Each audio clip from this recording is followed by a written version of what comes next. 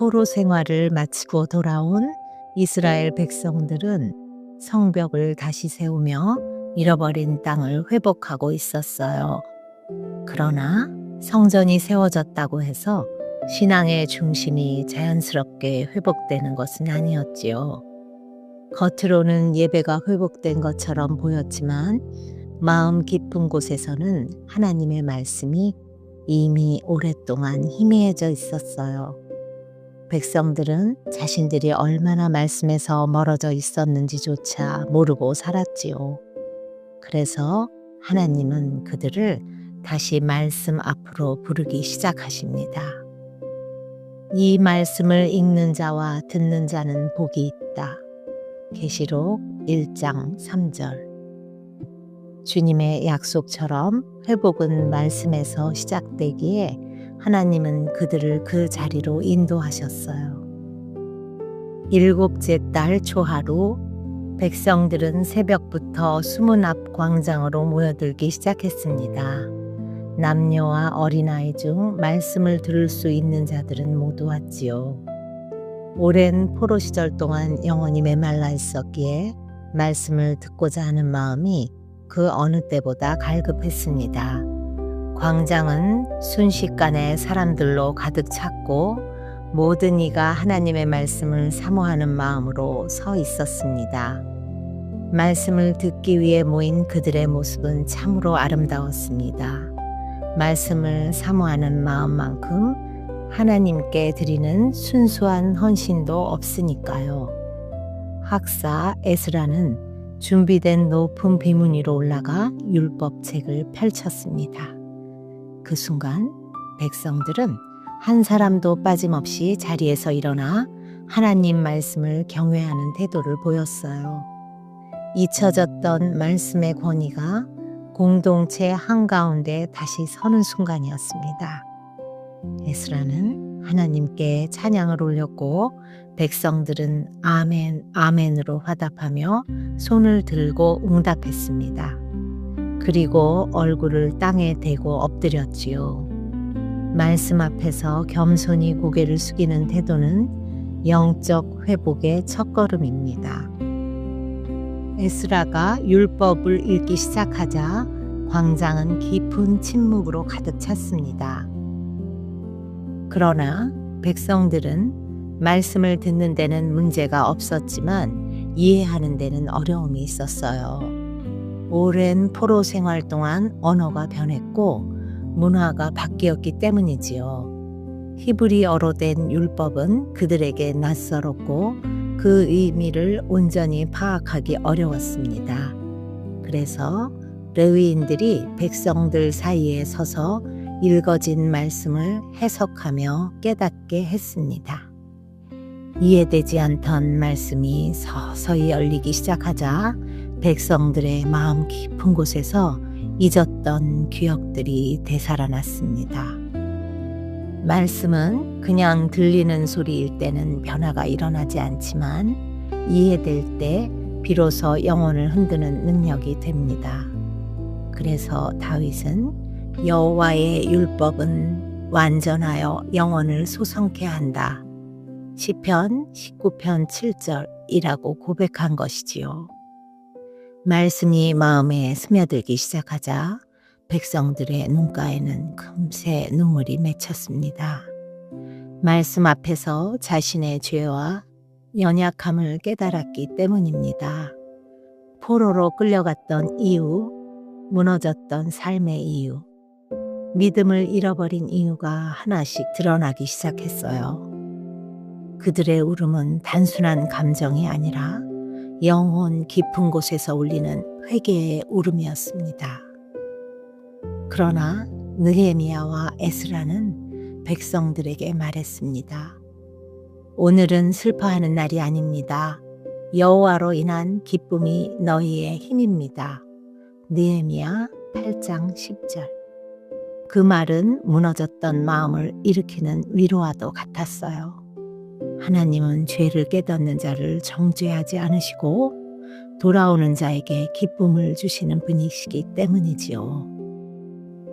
말씀은 우리를 쓰러뜨리려고 주신 것이 아니라 다시 일으키시려고 주신 생명의 도구입니다. 그래서 말씀은 무거운 짐이 아니라 빛입니다. 백성들은 하나님이 여전히 자신들을 사랑하시는 사실을 깨닫고 마음이 따뜻하게 밝아졌습니다. 주의 말씀은 내 발의 등이요 내 길의 빛이니이다. 시편 119편 105절. 말씀의 감동은 곧 순종으로 이어졌습니다. 백성들은 잊혀졌던 장막절을 다시 지키기로 결심했습니다. 말씀을 깨닫자마자 즉시 순종하기로 한 것이지요. 그동안 지키지 못했던 절기가 다시 살아나는 순간이었습니다. 사람들은 상과들에서 나뭇가지를 가져와 초막을 세웠습니다. 온 공동체가 한마음으로 절기를 준비했어요. 장막절은 광야에서 하나님이 그들을 보호하신 날들을 기억하는 절기였지요. 절기를 지키며 백성들은 자신들이 지금까지 살아온 모든 길도 하나님의 인도하심이었음을 다시 깨달았습니다. 말씀을 깨닫자 순종하고 싶어졌고 순종하니 잃어버린 기쁨이 다시 흘러들어왔습니다. 이것이 영적 회복의 자연스러운 흐름입니다. 말씀은 공동체와 개인을 다시 살리는 능력이 있습니다. 이 이야기는 단순한 역사적 사건이 아닙니다. 오늘을 사는 우리에게 주는 깊은 교훈이기도 합니다. 우리는 성경을 읽지만 때로는 말씀을 마음에 새기지 못하고 지나갈 때가 있습니다. 그리고 말씀을 읽어도 삶으로 이어지지 못할 때도 있지요. 그러나 진정한 회복은 말씀을 깨닫고 마음에 새기고 순종할 때 일어납니다. 하나님은 우리가 형식적인 신앙에서 벗어나기를 원하시며 말씀의 빛으로 사는 신앙을 원하십니다. 여호와의 율법을 즐거워하여 그 율법을 주야로 묵상하는 자가 복되다고 말합니다.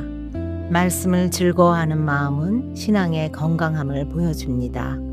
말씀은 우리의 영혼을 다시 깨우고 방향을 잃은 삶의 길을 제시하며 흔들리는 마음을 붙들어 줍니다.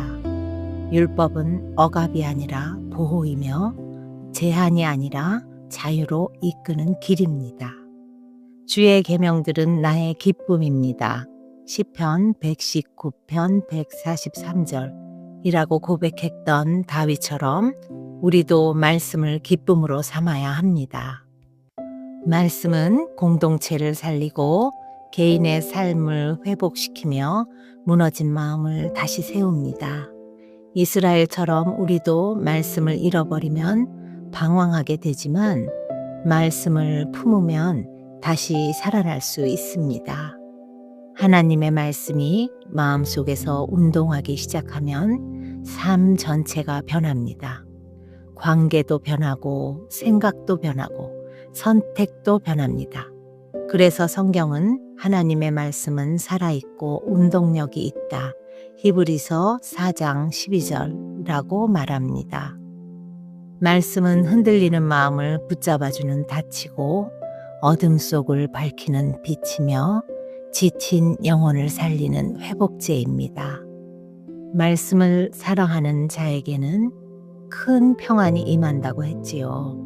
주의 율법을 사랑하는 자에게는 큰 평안이 있으니 시편 119편 165절. 하나님은 그 평안을 우리에게 주기를 원하시며 오늘도 말씀 앞으로 우리를 초대하고 계십니다. 말씀은 우리의 삶을 세우는 기초이며 흔들리지 않는 기준입니다. 세상은 흔들려도 말씀은 변하지 않습니다. 말씀을 붙드는 삶은 흔들리지 않는 삶입니다. 말씀은 우리의 생각을 바르게 하고 선택을 이끌어주며 걸어가야 할 길을 보여줍니다. 이 율법책을 주야로 묵상하라. 여호수아서 1장 8절. 이런 명령은 오늘 우리에게도 동일하게 유효합니다. 말씀을 가까이 하면 영혼은 밝아지고 마음에는 평안이 흐르며 믿음은 다시 굳건해집니다. 하나님은 오늘도 우리에게 말씀을 통해 속삭이십니다.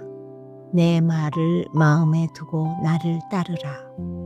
말씀을 마음에 새길 때 영혼은 살아납니다. 말씀의 회복이 곧 은혜의 시작이기 때문입니다. 기도하겠습니다. 주님, 잊었던 말씀을 다시 마음 깊은 곳에 새기게 하옵소서. 우리의 귀를 열어주시고 마음을 밝혀주시며 깨달은 말씀대로 순종할 힘을 허락하옵소서. 우리의 가정과 공동체가 말씀으로 다시 살아나게 하시고 말씀의 빛 아래에서 흔들리지 않는 믿음으로 서게 하옵소서. 오늘도 우리를 말씀 앞으로 부르시는 주님을 따르기를 원합니다. 예수님의 이름으로 기도드립니다. 아멘.